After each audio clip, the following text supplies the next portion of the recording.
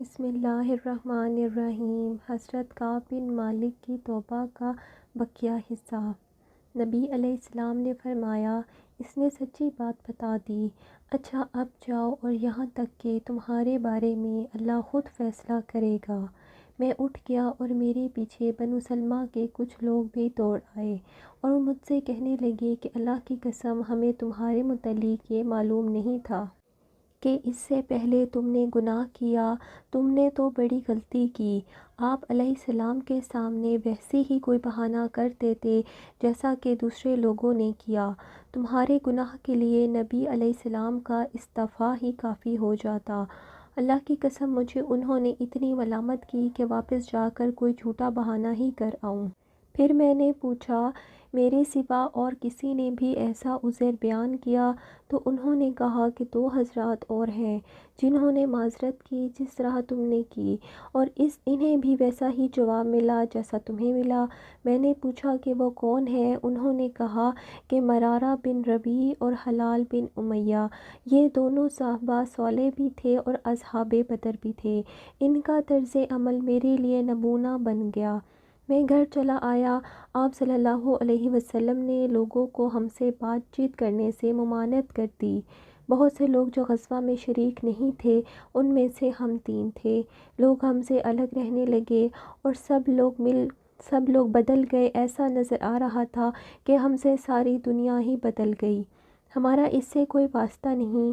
50 دن تک ہم اسی حال میں رہے۔ میرے 2 ساتھیوں نے اپنے گھروں سے نکلنا چھوڑ دیا تھا۔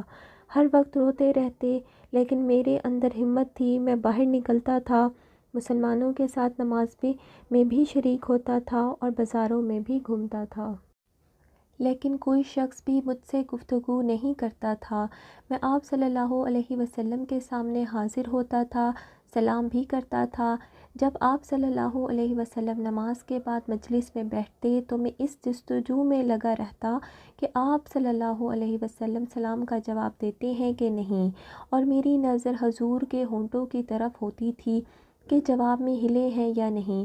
پھر میں کوشش کرتا کہ آپ صلی اللہ علیہ وسلم کے قریب نماز پڑھوں، اور میں آپ کو نکھیوں سے دیکھتا رہتا۔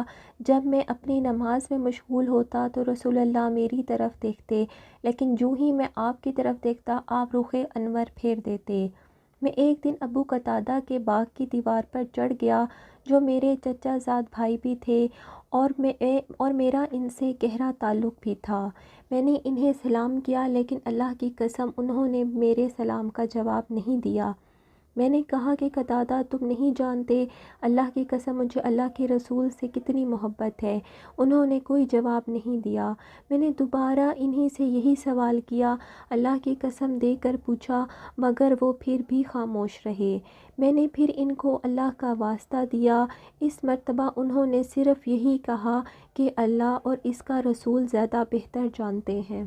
اس پر میرے آنسو پھوٹ پڑے اور میں نیچے اترا۔ ایک دن مدینہ کے بازار جا رہا تھا تو شام کا ایک کاشتکار جو غلہ بیچنے مدینہ آیا تھا پوچھ رہا تھا کہ کعب بن مالک کہاں رہتے ہیں۔ لوگوں نے میری طرف اشارہ کیا، وہ میری طرف آیا اور غسّام بادشاہ تھا۔ اس کا ایک خط مجھے دیا۔ اس میں لکھا تھا کہ مجھے معلوم ہے تمہارے صاحب رسول اللہ نے تمہارے ساتھ زیادتی کی ہے، نعوذ باللہ۔ اللہ نے تمہیں کوئی ذلیل ہونے کے لیے تو پیدا نہیں کیا کہ تمہارا حق ضائع کیا جائے۔ تم ہمارے پاس آ جاؤ، ہم تمہارے ساتھ بہتر سلوک کریں گے۔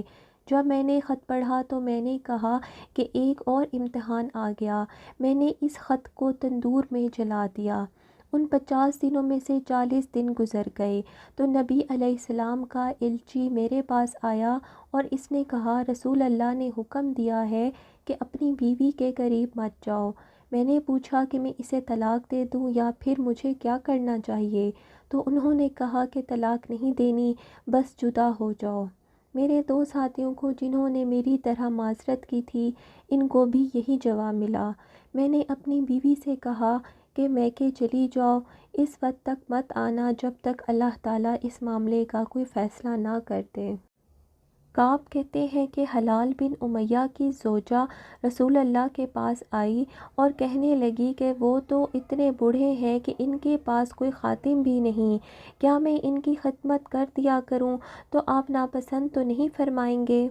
تو نبی علیہ السلام نے فرمایا وہ تم سے صحبت نہ کرے۔ اس نے فرمایا اللہ کی قسم وہ تو کسی چیز کے لیے حرکت ہی نہیں کر رہے جب سے آپ صلی اللہ علیہ وسلم ان سے ناراض ہوئے ہیں، وہ دن اور آج کا دن ان کے آنسو تھمتے ہی نہیں ہیں۔ اس طرح بعض لوگوں نے کہا کہ جس طرح حلال بن امیہ کی بیوی نے جا کر اجازت لے لی آپ بھی لے لیں۔ میں نے کہا خدا کی قسم میں اس کی اجازت رسول اللہ سے نہیں لوں گا، جوان ہوں، معلوم نہیں اجازت لینے جاؤں تو رسول اللہ کیا فرما دیں۔ اس طرح 10 دن اور گزر گئے۔ جب آپ صلی اللہ علیہ وسلم نے ہم سے بات چیت کرنے کی ممانعت فرمائی، اس کو 50 دن پورے ہو گئے۔